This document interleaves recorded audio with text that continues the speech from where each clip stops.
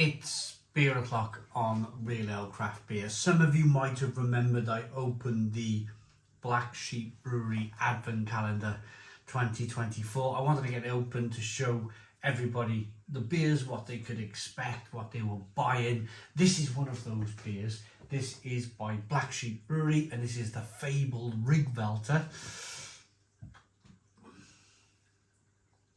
But this one has been brewed with cherry and cacao. And it's a little bit stronger as well. I think the normal Riggwelter is about 5.7% ABV. That beer's, I have some wonderful memories of that beer. I've not tried it for a number of years, but Riggwelter was one of those beers that, one of the first strong beers I ever reviewed on the channel. Available in the supermarket. Be interesting to try the cherry and cacao dark ale version. Fresh Dale's water, the beer's been brewed with, in a 330 milliliter can. Black Sheep and Artisan Japas Cerveja. Right, okay, well, with a Brazilian, brewed in collaboration with Nipo, Brazilian brewery. Beer from Brazil then, here we go.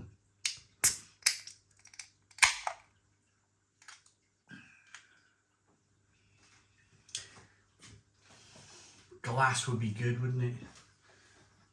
Here we go, right.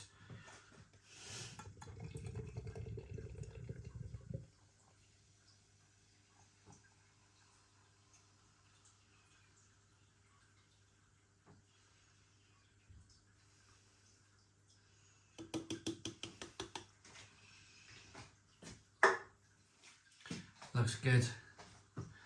Looks very, very good. Look at this as I rock the beer back and forth. You can almost see the hints of the cherry in the beer. You can almost see the hints of that dark cacao. Look at the way you rock the beer back and forth. Look at that carbonation chasing the head up the glass. This should be traditional British brewing versus or combined with Brazilian cherry and chocolate. It's got a lovely head retention. That head wants to stick around. You can see as I rock the beer back and forth, you can see that carbonation is beautiful. Look at that. Good lacing on the glass. Little bit of haze in there. Let's get the aroma.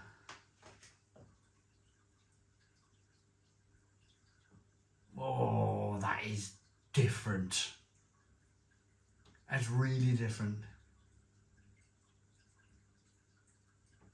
It's not quite offering up stout qualities. There's a part of me that wishes this was a stout, but then there's another part of me that I'm glad it's not a stout. I'm glad it's kind of Riggwelter, but amped up a little bit.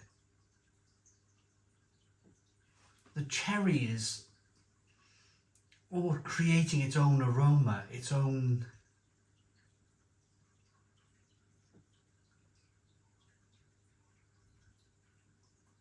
And the chocolate too.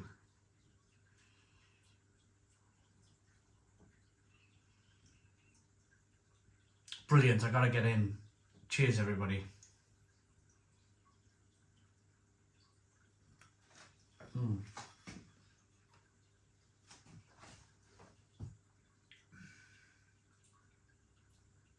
Oh, that's lovely.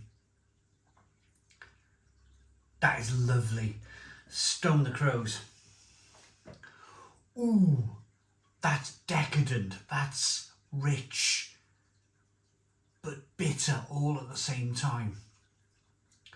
Good, creamy, rich mouthfeel on the beer. Carbonation pushes the beer on the inside of the mouth, releases more of that flavour. Oh, wow. Wow. You're left with this. It might actually be the bitter, you know, that kind of like, do you know when you bite into a cherry that's one of those deep red cherries and it's got a little bit of hints of kind of sharpness and bitterness in there. The slight kind of leathery flavour of the skin on a cherry.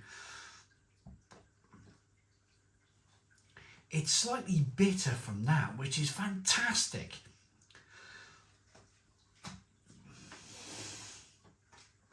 Also,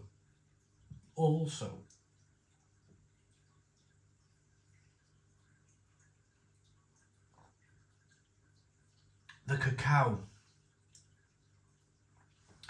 That cacao flavour starts at the very beginning of the beer, and it rolls through and it rolls through, and then it finishes with, it's almost like it begins with sweet chocolate, then slightly bitter chocolate, and then the bitterness just builds on the back end, and you're just left with this, a combination of the cherry bitterness and the cacao bitterness as well. All of that is complemented, all of that is built on, like the layer of flavour, that kind of classic kind of Riggwelter.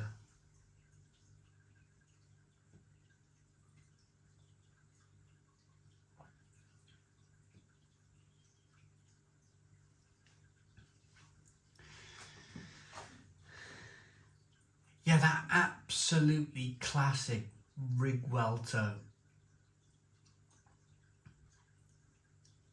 traditional British ale flavour, that kind of biscuitiness, that breadiness from the malt, the little bit of bitterness from the hops. This is a classic beer. This is something I think Black Sheep should be very proud of. I mean, I just had it on the shelf there. I've got all my Black Sheep beers here on the shelf from the calendar. There's a few standouts. There's a couple of standouts there. You've got the Imperial Stout. The original bottle of Riggwelter, which is in there somewhere. Pretty sure. Yes. So let me show you the Imperial Stout, and then let me show you. Yes, the original ABV of the Riggwelter is 5.7% ABV. I used to drink this. My father-in-law had a pub up in a place called Normanton, right up near Leeds way. And it was called the Hark to Mopsy, this pub, and he had this on draft. He had Riggwelter on draft. I remember they got a band in one night, and I was drinking pints of this Riggwelter. I had a tiny little ball of a baby, tiny little bundle of a baby that we went up with. And my wife was like, yeah, I'll look after the baby, you have a few pints. So I started drinking this Riggwelter. You know, when you have a baby in life, it's you're constantly making sure everything's okay and on edge. She said, you let your hair down tonight. So I let my hair down with this Riggwelter, and my goodness me, the next thing you know, I'm waking up in the morning like, what happened type of thing. And I didn't. She said you went out like a light. I remember that night in the Hark to Mops. I remember that really well. And then we have Black Sheep Imperial Yorkshire Stout at 8.5% ABV. So they're the beers that are kind of very memorable in the calendar. But this is fantastic. This is really, look at the colour. Look at the colour on this beer. It's really fantastic. Looks good, smells good, tastes good.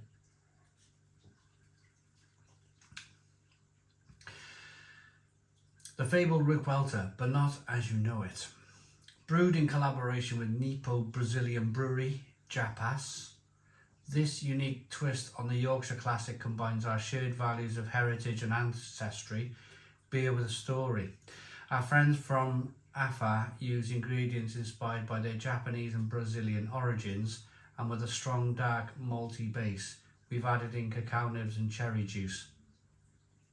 A rich fruity strong dark ale brewed with fresh Dales water in Masham, Yorkshire, a breed apart.